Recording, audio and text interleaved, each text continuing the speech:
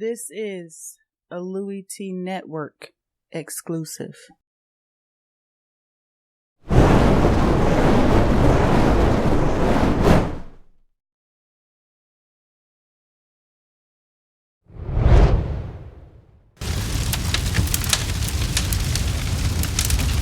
For those of you who don't know, I'm Louie Tee, host of the Louie Tee Network, and this is One Burning Question, a series that will take a look at all 32 teams in the National Football League and pose a question. Some teams will have micro questions where we look at the team in its current state and talk about what could potentially happen for them in this season. And some will take a macro approach where we kind of open up the lens a bit and take a step back and look at it from a wide view look and perspective and talk about where these franchises might be going in the future, not just this season, but moving forward. So I'll take a look at each and every single team, ask a burning question, answer that question, and move on to the next team. Thank you for joining me. Enjoy One Burning Question.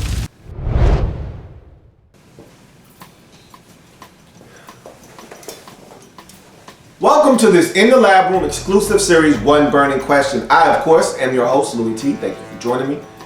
Today we're talking about the Buffalo Bills and what a fascinating offseason it could potentially be for the Buffalo Bills. If you're a fan of the Bills, there's a lot up in the air right now, a bunch of questions, not enough answers.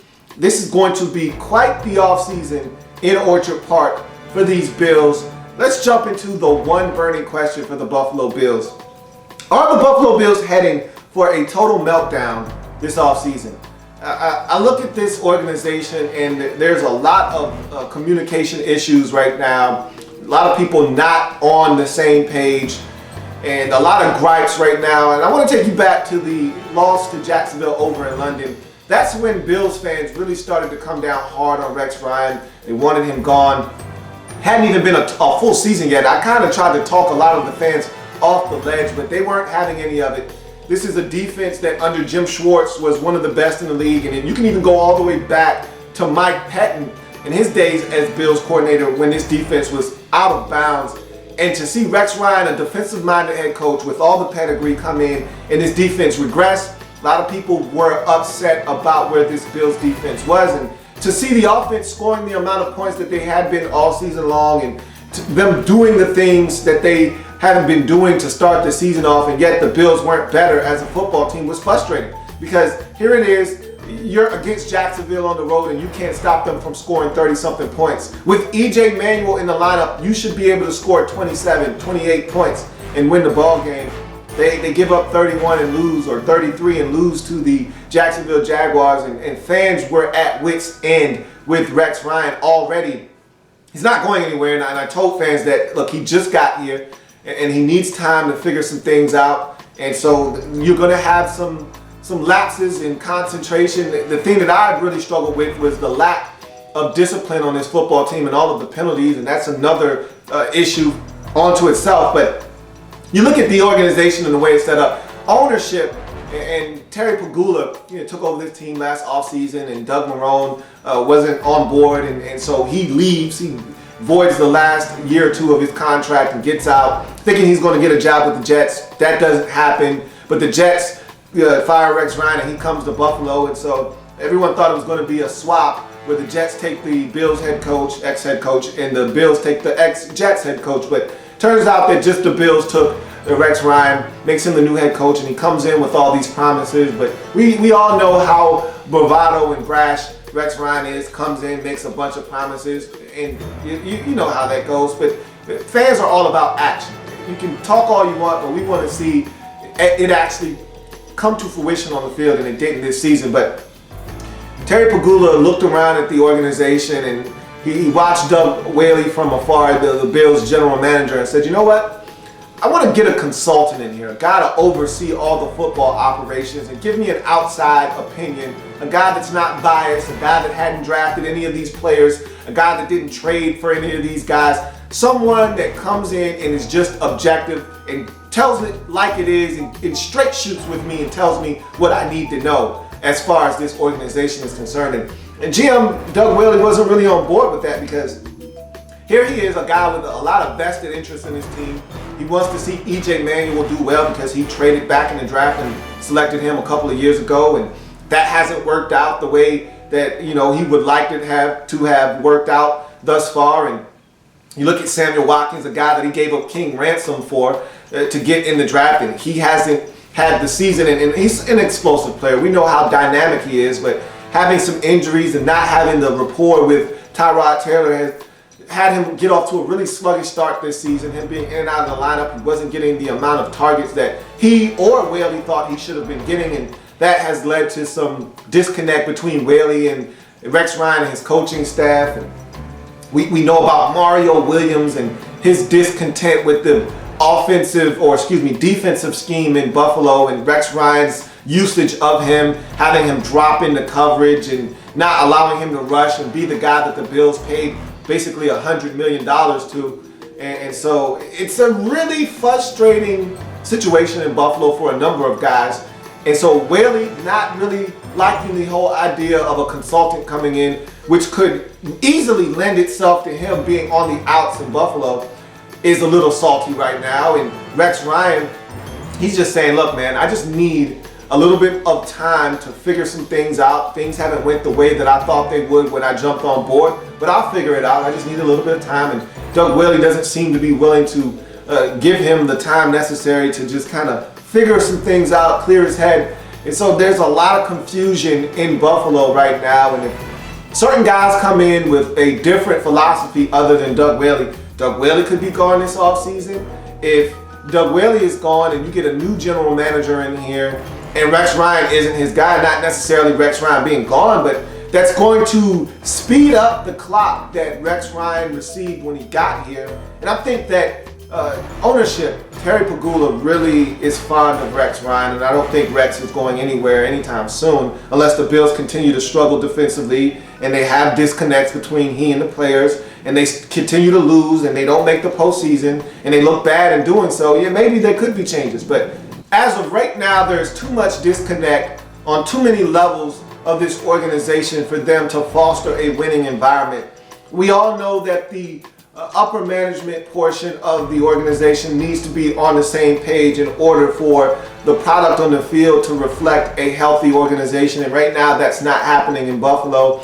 The owner doesn't quite trust the general manager. The general manager doesn't trust the head coach. Some of the players aren't on board with what the coach is doing, and that's a problem. There is a disconnect just about at every level with this Bills team, and that's a mark of an organization destined for change. And so I'll ask this one burning question once more. Are the Buffalo Bills heading for a total meltdown this offseason?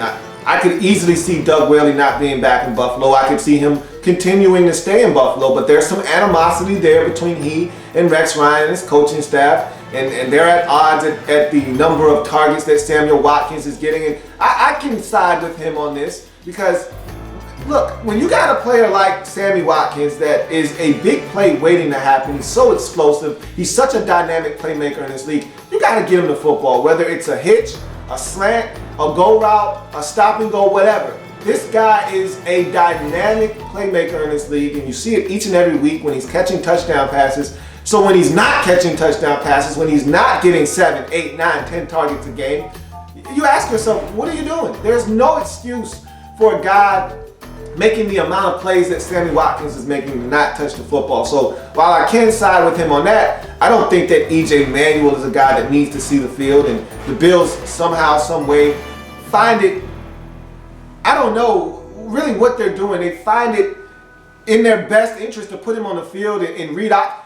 Tyrod Taylor is more gifted as an athlete than E.J. Manuel, and why you decide to split Tyrod Taylor out to wide receiver to put E.J. Manuel in to run read option is beside me. It behooves me to see that happen when you've got a much better athlete in Tyrod Taylor already at quarterback that can run that same play and run it more effectively.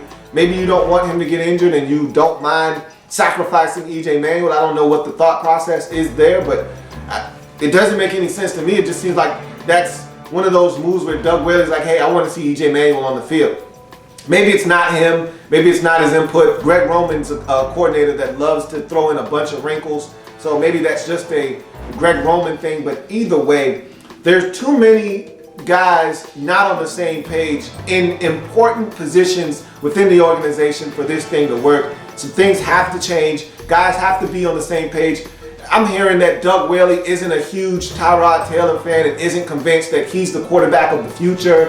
And yes, he has another year on his deal, but I'm saying to myself, what do you have that's better? What's out there that's better? Tyrod Taylor is here. He's making plays. And okay, so he has another year on his deal and you want to wait, that's fine. But I'm hearing that Doug Whaley's not that big of a fan of Tyrod Taylor. And I still think that that has something to do with E.J. Manuel sitting there on the bench. And to me, he's proven that he's not that great of a quarterback. He's not a guy that you can trust with your organization and win you ball games on a consistent basis. And doesn't seem like Whaley wants to hear any of that. So there are a number of things that could take place in this offseason. We could see a new general manager in and Whaley out. We could see some changes within the organization as far as how things are being done. We could see a number of changes with this Bills organization.